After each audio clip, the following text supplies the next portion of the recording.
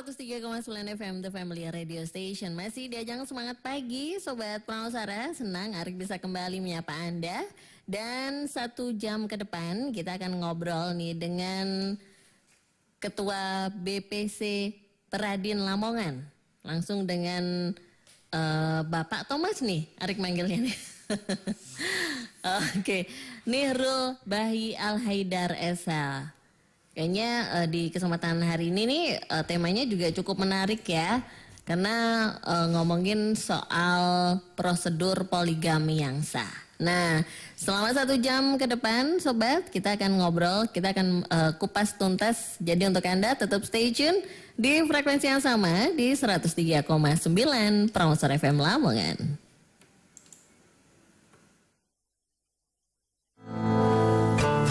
Anda masih tetap bersama kami di 103,9 Radio Pramawsara Lamongan.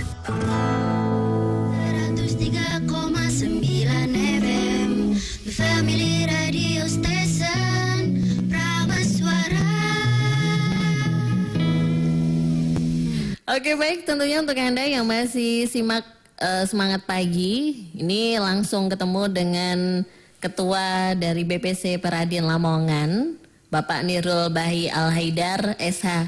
Dan kita ngomongin juga soal prosedur poligami yang sah. Sebenarnya memang kalau kita ngomongin sedikit aja ngomongin soal poligami atau menyinggung aja omongan tentang poligami ini pastinya juga cukup menarik gitu. Nah, apa sih yang akan kita bahas untuk hari ini? Ini kira-kira prosedur yang seperti apa gitu? Baik, terima kasih dengan Mbak Arik. Oh, Mbak Arik. Ya. Di sini memang sudah menjadi fenomena juga di lingkungan atau di masyarakat kita. Benar. Bahwasanya urusan poligami ini sangat digandrungi banyak lelaki, namun dibenci banyak perempuan. Benar sih ya. Tetapi di sini juga kita terkait dengan poligami, kalau dalam kajian hukum Islam itu pun sudah jelas dan dibolehkan juga sah. 4 ya. Iya, betul. Fankihu ma tabalakum minan nas masna wa sunat wa suruba salah ruba itu ya. Jadi bisa menikah dengan 1 atau 2 sampai 3 atau 4 istri. Tapi di sini pun ada beberapa syarat atau ketentuan yang harus dipenuhi untuk pada proses poligami tersebut. Nah, kemudian dalam undang-undang pun juga telah disebutkan dalam Undang-Undang Perkawinan tahun 1974, Undang-Undang Nomor 1. Jadi ada ketentuan-ketentuan yang harus dipenuhi ketika mau melaksanakan proses poligami tersebut. Jadi memang ada syarat-syarat khususnya ya. Betul. Jadi bukan hanya asal gitu. Bukan hanya asal. Ini kan banyak sekali di masyarakat Lamongan atau mungkin di masyarakat pada umumnya ketika poligami punya istri 1 di sana, 1 di sini. Ini kan nanti berdampak pada kaitan ke depan terkait anak atau ahli waris. Benar. Nah, ini nanti ketika ada permasalahan ke depan, ini nanti susah ketika itu tidak ada legal formalnya atau mungkin buku nikah. Nah, tapi ketika kita mau bersama-sama memproses proses poligami itu, nah itu nanti legal formalnya ada, kemudian hak anak, kemudian sampai pada ahli waris itu nanti bisa terpenuhi. Oke, jadi memang ketika poligami pun sebenarnya istri kedua hingga istri keempat itu berhak memiliki betul. Memiliki buku nikah ya. Betul. Kedua-duanya harus. Tidak hanya istri yang pertama bukan? Enggak, tapi kedua-duanya juga harus mendapatkan buku nikah ketika itu memang sudah dilalui proses yang benar. Jadi memang sesuai dengan prosedurnya yang benar pastinya juga nantinya ketika menentukan ahli waris. Ya. Ini sudah ada buku nikahnya berarti aman gitu kan, seperti itu betul, artinya. Betul. Nah, ini kira-kira syaratnya apa saja sih yang nantinya harus dilakukan ya? Kan memang tadi sempat bilang bahwa memang ada syarat-syarat khususnya gitu. Ada syarat-syarat khusus diantaranya harus mengetahui istri yang pertama. Ini nih. Nah, ini nih. Itu pun, doh kan ya. Iya, harus ada hitam di atas putih istri pertama mengetahui dan menyetujui untuk menikah lagi. Nah, itu bagaimana kalau misalkan tidak setuju gitu? Itu tidak bisa terpenuhi. Tidak bisa terpenuhi. Iya. Teng dong, zong. Nggak bisa tuh ya. Iya, betul. Lalu kira-kira kalau sudah katakanlah sudah terpenuhi nih 1 syarat, oke boleh gitu. Lalu apakah syarat selanjutnya akan mengikuti atau gimana? Oh iya, yang jelas ada beberapa syarat lagi, di antara juga ada terkait penghasilan. Nah, kalaupun cuman pengen istri yang banyak, cuman penghasilannya 5 juta kan ini juga nanti kasihan juga. 5 juta satu hari, boleh ya?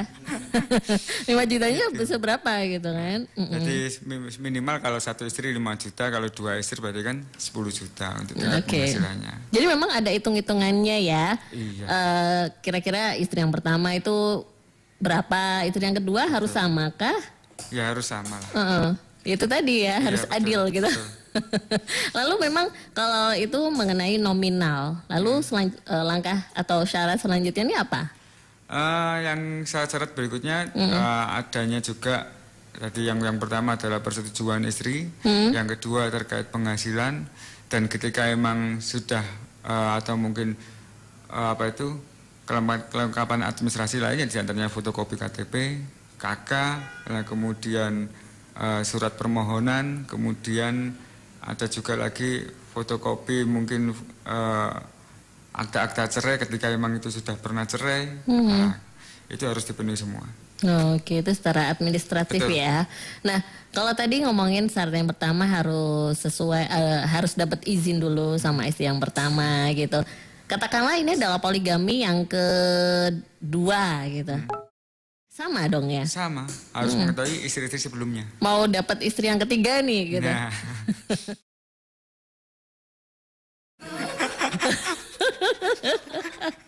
Waduh, iya, gimana tuh? Sama? Iya, sama halnya seperti istri yang pertama, jadi harus mendapat izin dari istri yang pertama dan istri yang kedua. Oke, nanti... Dan juga nanti tingkat penghasilan harus lebih tinggi juga yang jelas. Harus lebih tinggi. Iya, katakanlah istri yang pertama dan yang kedua penghasilannya 10 juta satu hari. Satu hari ya, bukan 1 bulan. Lalu ketika ingin menikah dengan istri yang ketiga, penghasilannya harus minimal 15 juta gitu kan. Iya. Harus ada peningkatan. Kalau nggak ningkat-ningkat nggak boleh nikah lagi ya Mas. Dan nanti kan dari pengadilan tetap menganggap nggak mungkin cukup untuk kebutuhan 3 istri dengan Oke, jadi memang ada hitungannya, jangan asal gitu ya. Katakanlah kalau usahanya itu aja, berarti dia nggak boleh dong untuk nambah istri lagi. Atau penghasilannya tetaplah gitu. Berarti nggak boleh dong. Tetap nanti menjadi faktor penentu adalah ketika kemampuan untuk membiayai atau menafkahi. Oh, ini kayaknya seru banget loh. Jadi nafkah istri kan tetap harus lahir batin ini. Iya benar-benar. Oke, ini masih banyak lagi yang akan kita bahas ya. Tentunya ya. Jadi untuk Anda Sobat Pramawasara tetap stay tune. Anda yang mau tanya boleh di laman Facebooknya Pramawasara di kesempatan hari ini. 103,9 FM Family Radio Station Pramawasara. 3,9 FM The Family Radio Station. Untuk Anda terima kasih yang masih pantau Pramawasara, dan yang pastinya juga ini menarik sekali kalau Anda sudah menyimak dari awal, yaitu prosedur bagaimana caranya untuk poligami. Jadi memang ada syarat-syaratnya, cara yang sah ya tadi ya Pak Nirul ya, bahwa memang ada hal-hal yang harus dilakukan oleh seorang suami yang ingin berpoligami. Salah satunya yaitu finance-nya harus mencukupi. Kalau masih segitu-gitu aja nggak boleh nih nambah istri gitu.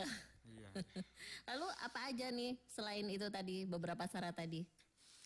Nah, di antaranya syarat-syarat juga yang harus dipenuhi ketika mau poligami, yaitu ada surat pernyataan berlaku adil. Berlaku adil? Iya. Ada surat pernyataannya ya? Betul, ada surat pernyataan berlaku adil. Jadi istri yang pertama harus membuat surat pernyataan itu. Jadi istri yang pertama yang membuat? Bukan, nanti suami yang membuat, kemudian tanda tangan juga dari istri yang pertama tadi. Oke, jadi memang ada suratnya dulu. Iya. Katakanlah seorang istri yang pertama ini tadi belum begitu paham atau belum begitu tahu tentang syarat-syaratnya itu seperti ini gitu kan. Dan suami itu katakanlah ya itu tadi gitu, seenaknya gitu, katakan dia mumpung istriku yang pertama ini nggak ngeh nih gitu. Akhirnya syarat selanjutnya bisa dibilang tidak dilakukan. Seperti tadi mengajukan surat apa tadi? untuk berlaku adil. Nah, itu tidak diberikan kepada istri. Tadi gimana, Dok? Kan itu syarat mutlak itu. Oh, itu syarat mutlak. Iya. Jadi ketika emang syarat-syarat itu tidak bisa dipenuhi salah satunya, nanti tetap tidak bisa diproses poligaminya. Oke, ada tanda tangannya kah? Gitu, ya. Iya, ada tanda tangan nanti. Jadi nanti pada proses di pengadilan itu semua syarat-syarat ini harus bisa dipenuhi. Jadi mungkin bisa saya bacakan satu persatu persyarat-persyaratannya. Iya, silakan. Jadi yang pertama itu menyerahkan surat permohonan, jadi permohonan untuk melakukan poligami. Nah, kepadanya tetap pengadilan agama. Kemudian yang kedua menyerahkan fotokopi KTP pemohon. Jadi yang suami harus menyerahkan fotokopi KTP. Kemudian fotokopi KTP juga kepada istri yang pertama juga. Nah, kemudian yang ketiga fotokopi KTP calon istrinya. Nah, itu pun juga harus dilampirkan. Kemudian syarat yang selanjutnya yaitu fotokopi akta nikah pemohon. Jadi menunjukkan bahwasanya pemohon juga pernah menikah sebelumnya. Nah, syarat selanjutnya yaitu surat pernyataan yang jadi tidak keberatan untuk poligami atau surat persetujuan dari istri yang pertama. Nah, kemudian ada lagi syaratnya yaitu menyerahkan surat pernyataan berlaku adil dari suami atau dari pemohon. Nah, semua ini syarat-syarat surat-surat ini pun bermaterai semua, bertanda tangan. Kemudian menyerahkan surat keterangan harta bersama yaitu karena ini juga nanti terkait gonogini juga. Nah, kemudian harta bersama ini yang diperoleh dari sebelumnya dengan suami atau istri sebelumnya ini hartanya berseberapa ukurannya.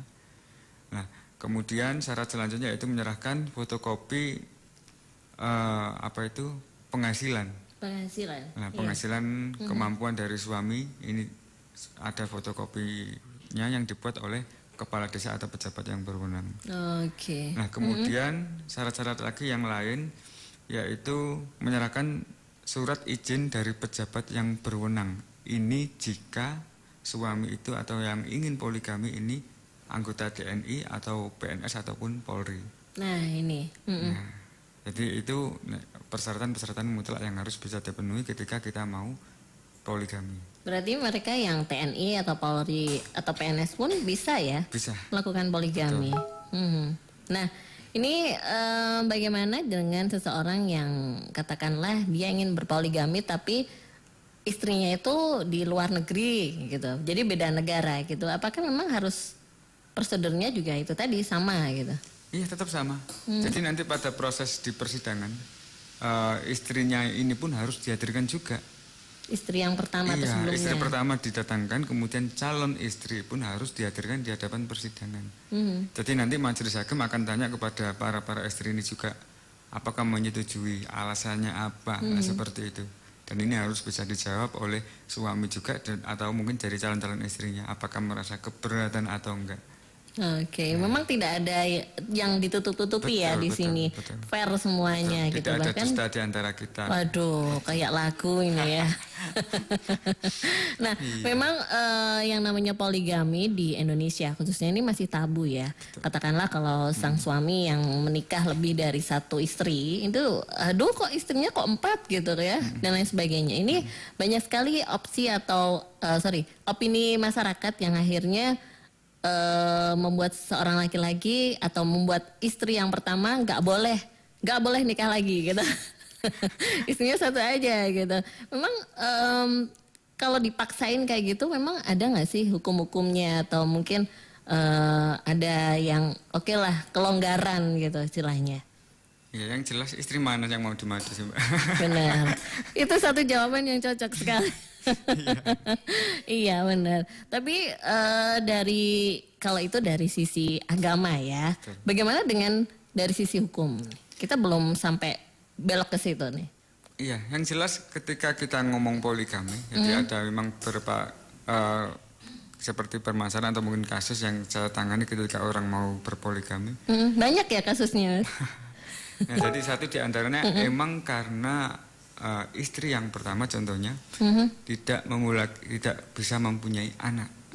Itu satu contohnya. Nah, satu contohnya karena si suami ini ingin punya keturunan, nah kemudian karena istri pertama tidak mempunyai anak atau belum Tidak mempunyai bisa. anak, sekian tahun sudah menikah, nah akhirnya bagaimanapun juga ini istri pun nggak bisa memaksa ketika suami mau menikah lagi. Jadi bisa gunakan jalur alternatif. Betul. Gitu. Itu salah satu kasusnya. Ada kasus lainnya mungkin? Ya ada juga Selain beberapa itu? kasus yang lain, tapi ini pun nanti juga berdampak juga pada istri-istri yang Selanjutnya. yang sebelumnya ketika memang tidak mengetahui. Jadi banyak nikah atau mungkin poligami karena atau faktor siri ya. Nah ini Nah, jadi belum nyinggung ya tadi tidak ya. secara sah di hadapan hukum negara. Jadi contohnya kasus pernah itu di negara kita juga pernah. Banyak, bukan pernah ya, banyak ya.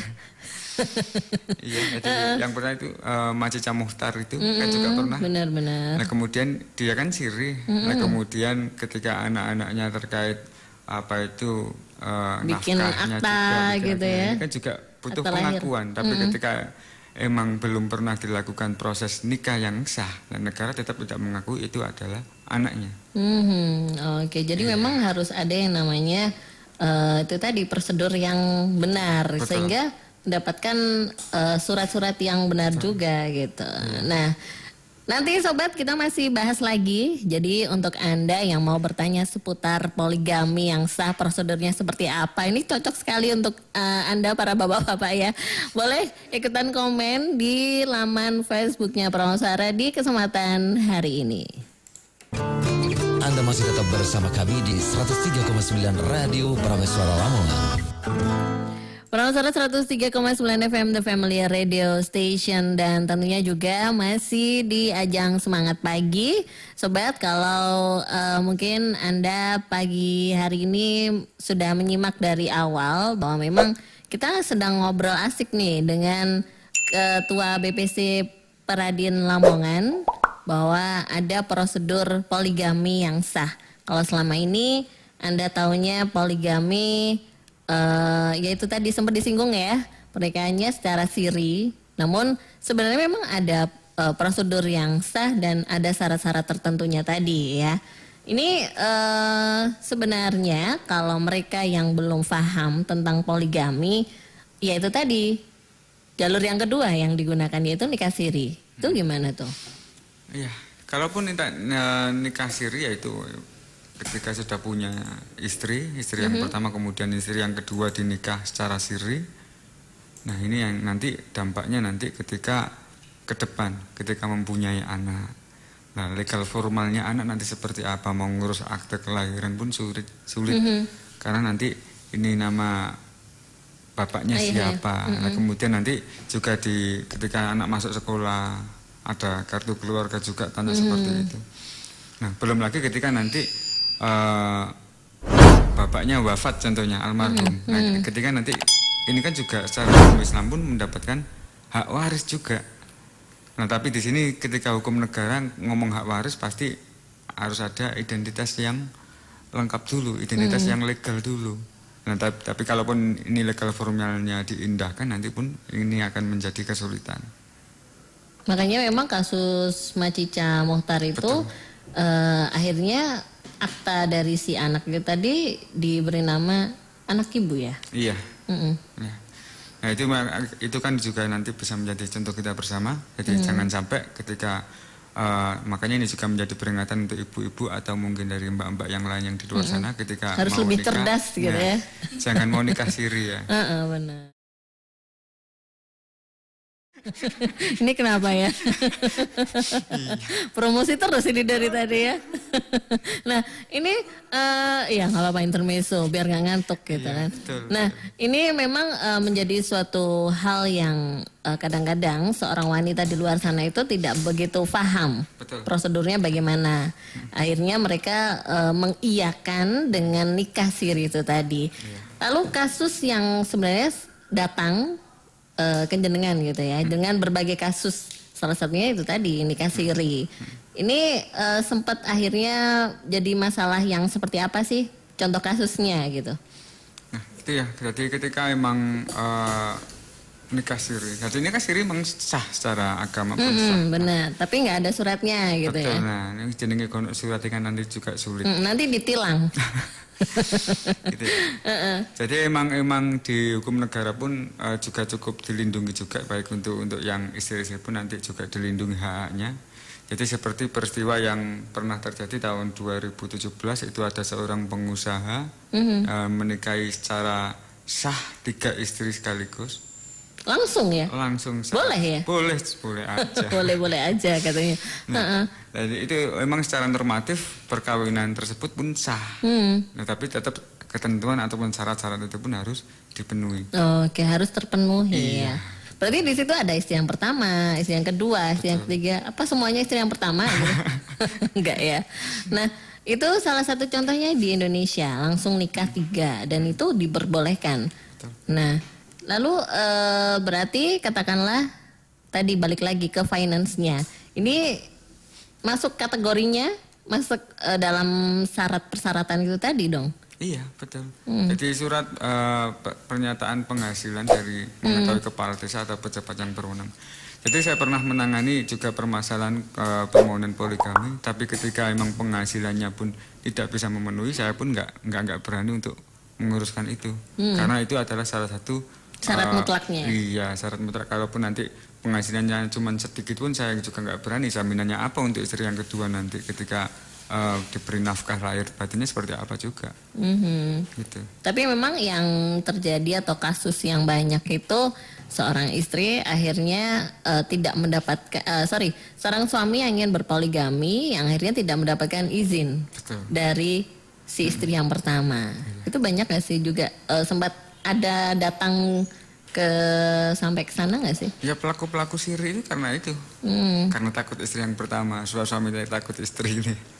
Jadi takut enggak nanti wah dibilang selingkuh ataupun yang lain, padahal kadang-kadang si suami itu pun sudah menikah secara siri.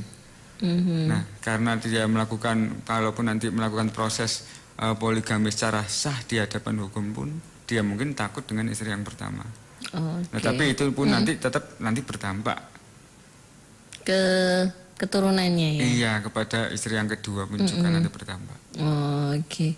Ini ada yang mungkin pengalaman sempat menangani kasus yang seperti apa sih, yang benar-benar yang sehingga si suami istri ini benar-benar akhirnya mencoba untuk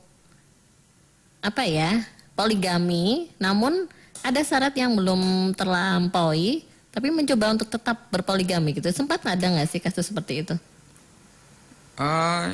Karena ketika kita mau dalam proses persidangan, ketika nanti di pengadilan pun, emang syarat-syarat itu sudah bagian penting. Jadi kalaupun masih ada satu yang belum bisa terpenuhi, satu aja, nggak boleh ya? Belum bisa. Iya. Bukan berarti tidak bisa, belum bisa. Belum bisa. Iya. Oke. Jadi katakanlah syarat pertama boleh, tapi finance-nya nggak mencukupi atau keuangannya tidak mencukupi, berarti nggak bisa jalan lagi iya, loh. Harus bisa terpenuhi dulu. Oke. Nah ini sebagai seorang wanita khususnya ya, harus lebih paham juga ada hal-hal atau syarat-syarat yang memang sudah ditentukan dan ini sudah syaratnya sudah pakem gitu, mutlak, sehingga ada satu syarat saja yang tidak bisa terlaksana, maka poligami ini tidak bisa dilakukan. Kita akan kembali lagi sobat tentunya di Ajang Semangat Pagi. Anda masih tetap bersama kami di 103,9 Radio Prameswara Lamongan.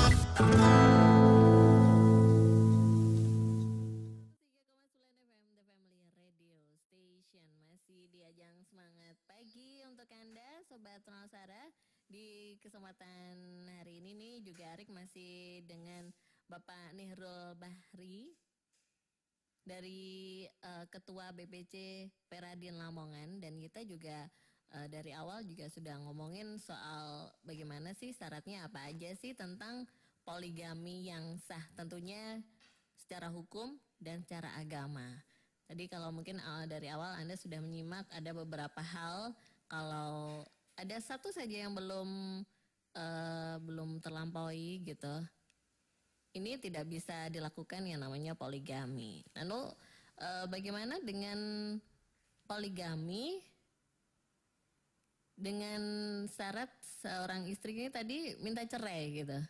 Sudah poligami nih, katakanlah mereka dia seorang laki-laki tadi sudah menikah beristri 4 gitu. Lalu yang istri yang pertama ingin cerai gitu. Apakah juga diperbolehkan? Jadi ketika istri pertama telah memberikan izin untuk proses poligami, nah kemudian dalam kurun beberapa waktu kok rasanya seperti ini atau mungkin dirasa ada sesuatu yang mengganjal, dan itu pun menjadi hak istrinya untuk mengajukan proses gugatan cerai. Oke. Dan Tadi itu pun boleh. Tadi kan sempat ada yang namanya surat adil ya. Betul. Nah, apakah seorang istri yang pertama tadi boleh mengajukan karena kamu tidak adil gitu? Akhirnya suratnya tadi diserahkan ke suaminya gitu. Gimana? Iya, jadi dalam gugatan cerainya nanti pun itu pun ada materi-materi isi di gugatan itu. Karena apa? Karena dia telah sudah mempunyai istri lagi dan kenyataannya dia dalam perjalanan kurun waktu itu tidak bisa berlaku adil. Nah, jadi suratnya itu tadi yang bermaterai bisa diajukan ya. Nah, ini jadi suatu hal yang mungkin dikatakanlah warga Lamongan khususnya, sehingga mereka lebih melek lagi, lebih tahu juga bahwa syarat-syarat poligami yang sah itu memang ada. Ini nih yang sering terjadi ketika seorang laki-laki yang mau menikah lagi, pastinya kadang malu ya mau bilang ke istrinya. Bukan malu sih, tepatnya takut gitu. Akhirnya yaitu tadi menikah dengan cara menikah siri. Dan rentetannya yaitu anaknya mungkin katakanlah tadi tidak sesuai dengan, tidak mendapatkan surat-surat yang lengkap gitu. Lalu katakanlah dia sudah menikah secara poligami secara sah 2 kali. Lalu istri yang ketiga ini secara siri. Itu bagaimana, Mas? Ada nggak sih, sempat nggak sih ada seperti itu? Ya sama halnya dengan istri yang pertama yang kedua tadi juga. Jadi ketika memang sudah mempunyai istri yang 2 istri, ya istri yang pertama, istri yang kedua. Nah kemudian dari proses istri yang ketiga ketika dilakukan siri pun nanti sama halnya dampak negatifnya ketika proses urusan anak legal formalnya ibu nanti belum bisa terpenuhi juga. Pengaduan yang sempat datang mungkin sempat banyak pengaduan yang seperti apa sih? Mungkin. Jadi pengaduan ketika mau proses, kalau yang paling banyak itu mesti terkait konsultasi ya. Nanti ini prosesnya seperti apa, gimana. Tanya mau poligami gitu. Nah, kemudian ketika syarat-syarat ini harus dipenuhi, itu yang paling banyak adalah surat persetujuan dari istri. Nah itu mungkin yang juarang atau mungkin yang sulit. Yang alot gitu katanya, susah ya. Betul. Untuk urusan penghasilan kadang-kadang masih mampu, tapi urusan persetujuan ini mungkin yang belum bisa. Jadi kasusnya yang sempat atau sering datang itu adalah surat perizinan dari istri sebelumnya ya. Betul, ya. Oke. Nah, bagaimana dengan hak asuh anak gitu? Kalau tadi sedikit ngomongin soal perceraian ya, poligami yang katakanlah istri sebelumnya sudah ingin bercerai. Lalu hak asuh anak ini bagaimana? Ada hubungannya nggak sih? Nah, ketika istri bercerai, poligami tadi, nah, ini nanti, istri yang dipoligami. Betul. Nah ini nanti lihat dulu anaknya ini usia berapa. Jadi ketika itu emang anaknya masih kecil pun ini masih menjadi tanggung jawab suami atau mungkin ayahnya juga. Karena tetap bagaimanapun ayahnya tetap ayahnya, nggak mungkin mantan ayah saya kan. Iya benar-benar. Beda dengan suami kan masih ada mantan istri saya, mantan suami saya kan gitu. Nah ketika anak ini adalah masih tanggung jawab jadi dari orang tua, nggak mungkin dia mantan anak saya, nggak mungkin. Dan itu nggak boleh ada nanti pembiaran itu. Nah itu nanti tetap hak-haknya pun harus terpenuhi. Beda dengan ketika emang anak sudah mandiri, dalam arti dia sudah besar, sudah bisa berusaha sendiri, kemudian juga nanti ke depan dia atau mungkin sampai dia sudah mau melangsungkan pernikahan, nah itu beda. Itu nanti untuk haknya pun nanti sudah bebas haknya. Jadi seperti itu pun ini jadi apa ya istilahnya akibat mungkin katakanlah sang istri tadi yang ingin bercerai dengan suami yang berpoligami tidak tahu bagaimana caranya atau mungkin sebenarnya hak asuh anak itu tadi seperti hak asuh anak atau anak yang mendapatkan uang atau apa ya istilahnya dari ayahnya itu tadi. Ini kan mereka yang tidak berani bersuara akhirnya takut gitu. Nanti takutnya gini deh. Sempat datang juga nggak sih ke jenengan dengan seperti itu gitu, konsultasi atau gimana gitu? Iya, nah jadi apapun namanya nafkah ketika emang itu sudah menjadi hak tanggungan ya. Jadi hak tanggungan, jadi walaupun ini bukan terkait poligami saja, walaupun nggak poligami, jadi ketika emang suami istri sudah menikah dan dia mempunyai anak, jadi ketika anaknya itu masih kecil, ini jelas tanggung jawab dari orang tua laki-laki pun juga tanggung jawab. Jadi sampai dia kebutuhan pendidikannya tercukupi, kemudian makan minumnya juga harus bisa terpenuhi juga. Ya seperti sebagaimana ketika masih kumpul bersama dengan suami istri itu. Nah, beda nanti ketika atau mungkin istri nanti sudah menikah lagi dengan orang lain. Nah, ini mungkin mempunyai kadar-kadar yang beda lagi.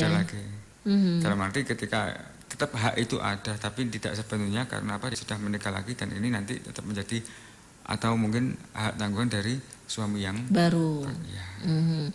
Kalau kita ngomongin soal pernikahan ini, ya itu tadi balik lagi ke pernikahan poligami, apalagi poligami gitu ya, istrinya lebih dari satu, pastinya kebutuhannya juga banyak gitu.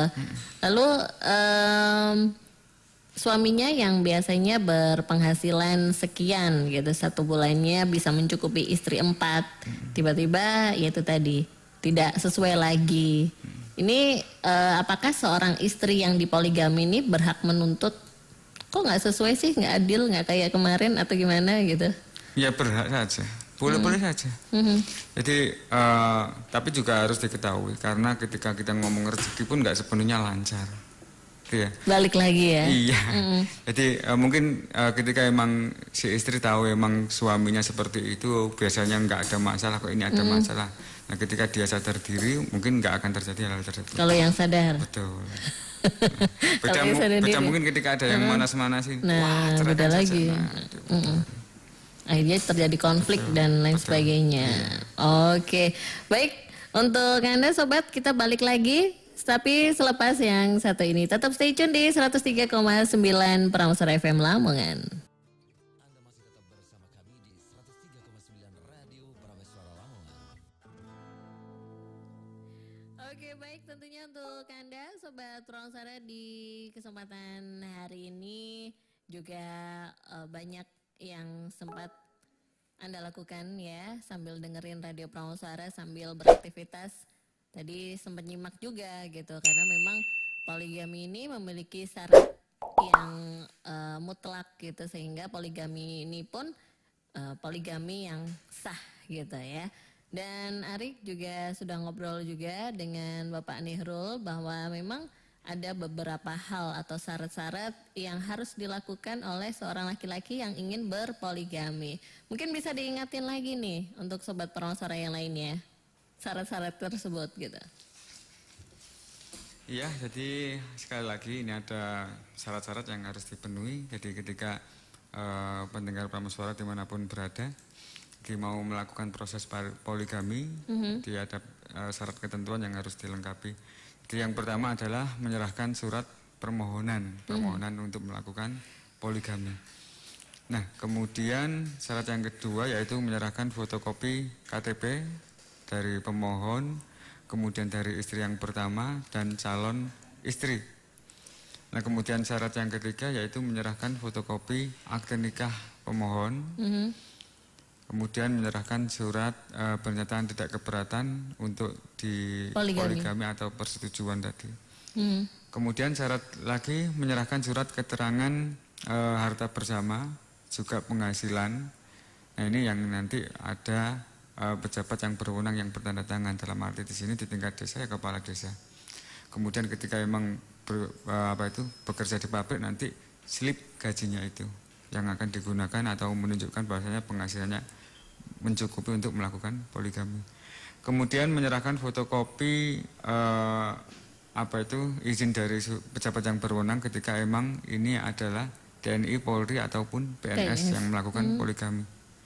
Nah kemudian nanti syarat-syarat itu nanti dilegeskan di kantor pos, kemudian dilakukan pendaftaran di pengadilan agama. Nah nanti di situ nanti ada panjar biaya yang harus dibayar juga oleh pemohon. Oke, jadi kalau memang katakanlah si seseorang yang ingin berpoligami ini bingung gitu, kira-kira syaratnya apa aja ya? Saya harus kemana ya? Harus ke Prameswara. Ke Prameswara ya? Atau langsung hubungi Bapak Nirul ini selaku Ketua BPC Peradin Lamongan. Jadi lebih tahu lagi, lebih detail lagi gitu. Kalau wanita yang ingin dipoligami juga, kok aku cuma dikasih ini ya? Kayaknya kurang deh gitu ya. Syarat-syaratnya tidak hanya ini gitu. Nah, bisa konsultasi dulu mungkin sebelum ingin dipoligami gitu. Benar nggak sih? Ya nggak apa-apa. Jadi tetap kita akan membantu memfasilitasi untuk proses konsultasinya kita bantu. Jadi ini pun nanti free konsultasinya. Free ongkir. Oh bukan free konsultasi ya. Free konsultasinya. Tapi nanti untuk proses pendampingannya tetap ada nanti biaya-biaya yang harus dipenuhi juga. Oke, baik, sampai di sini dulu nih. Kayaknya kita ngobrol-ngobrolnya juga cukup seru juga ya tentang ada beberapa syarat yang dilakukan oleh seseorang yang ingin berpoligami dan tentunya ini dengan syarat yang poligami yang sah gitu. Terima kasih Bapak Nirul Bahi Al-Haidar SH selaku Ketua BPC Peradin Lamongan. Dan untuk Anda Sobat Prameswara masih tetap stay tune di 103,9 Prameswara FM Lamongan.